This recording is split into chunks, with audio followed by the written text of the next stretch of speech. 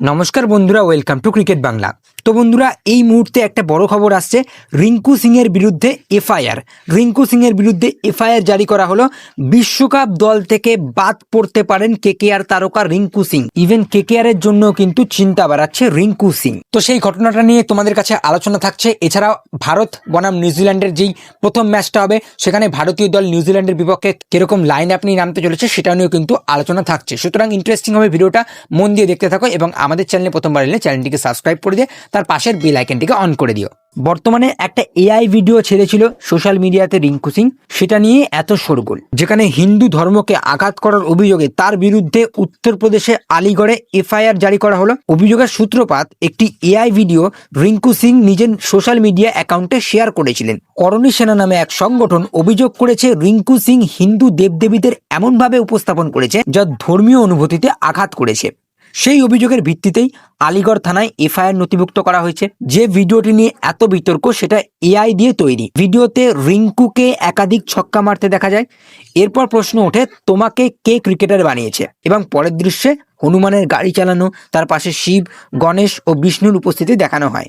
ভিডিওটির মূল বার্তা ছিল ঈশ্বরের আশীর্বাদই তার সাফল্য। কিন্তু করণী সেনার দাবি, দেবদেবীদের এই ধরনের এআই ভিত্তিক উপস্থাপনা ধর্মীয় ভাবাবেগে আঘাত করেছে। সেক্ষেত্রে রিঙ্কু সিং যেরকম ফর্মে ছিল, ইন্ডিয়ান টিমের হয়ে এক্স ফ্যাক্টর, কেকেআর দলের হয়ে এক্স ফ্যাক্টর হতে পারত। কিন্তু বর্তমানে ধর্মীয় প্রতীককে বিনোদন বা ব্যক্তিগত প্রচারের অংশ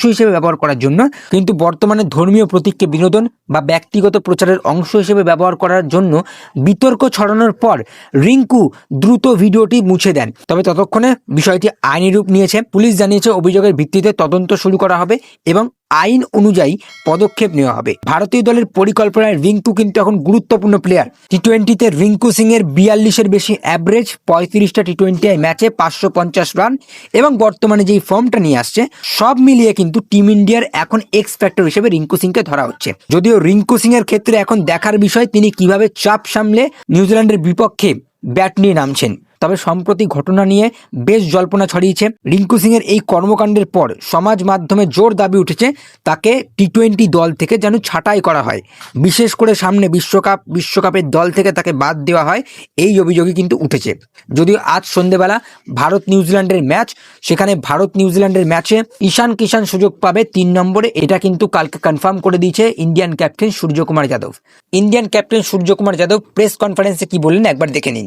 ईशान खेलेगा 3 नंबर पे, क्योंकि अब वो हमारे वर्ल्ड कप टीम में पहले हमने उसको पिक किया है, तो उसका रिस्पॉन्सिबिलिटी और उसको बनता है खेलने। और बहुत टाइम से इंडिया खेला भी नहीं है, डोमेस्टिक क्रिकेट में अच्छा करते हुए आ रहा है और इंडियन टीम के लिए अभी वो 1-1.5 साल से खेला नहीं था। तो अभी अब हमने वर्ल्ड कप टीम में उसको पिक किया है, तो I feel he deserves to play ahead. তো ইন্ডিয়ান ক্যাপ্টেন সূর্যকুমার যাদব বললেন, ঈশান কিষান বহুদিন ধরে ক্রিকেট থেকে বাইরে রয়েছে, ভারতীয় দল থেকে, সেই জন্য আমরা ঈশান কিষানকে সুযোগ দিচ্ছি। বর্তমানে তার ফর্ম ভালো রয়েছে এবং 3 নম্বরে যেহেতু তিলক ভার্মা গিয়েছেন, বাহাতি ব্যাটসম্যান, তার বিরুদ্ধে আমরা একটা বাহাতি ব্যাটসম্যানকেই প্রেফার করব। সেক্ষেত্রে ঈশান কিষানকে 3 নম্বরে সুযোগ দেওয়া হবে, সেটা কিন্তু কালকে প্রেস কনফারেন্সে ইন্ডিয়ান ক্যাপ্টেন সূর্যকুমার যাদব বলে দিয়েছে। তো এবারে ভারত নিউজিল্যান্ডের বিপক্ষে কিরকম প্লেইং 11 নিয়ে নামতে চলেছে আজকে সন্ধ্যেবেলা, সেটা নিয়ে একটু আলোচনা করি।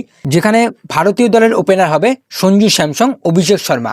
3 নম্বরে ঈশান কিষান থাকছে, 4 নম্বরে সূর্যকুমার যাদব, 5 নম্বরে হার্দিক পান্ডিয়া, 6 নম্বরে রিঙ্কু সিং, 7 নম্বরে শিবম দুবে, 8 নম্বরে আকসার প্যাটেল। তো 8 নম্বর অবধি ভারতীয় দল পাকাপোক্ত ব্যাটিং পেয়ে যাচ্ছে, যেখানে আকসার প্যাটেলকে তারা প্রমোটও করতে পারবে। 9 নম্বরে দ্য লর্ড বরুণ চক্রবর্তী, 10 নম্বরে জসপ্রীত বুমরা, 11 নম্বরে আর্শদীপ সিং। তো এই প্লেইং 11 নিয়ে নামতে চলেছে ভারত নিউজিল্যান্ডের বিপক্ষে।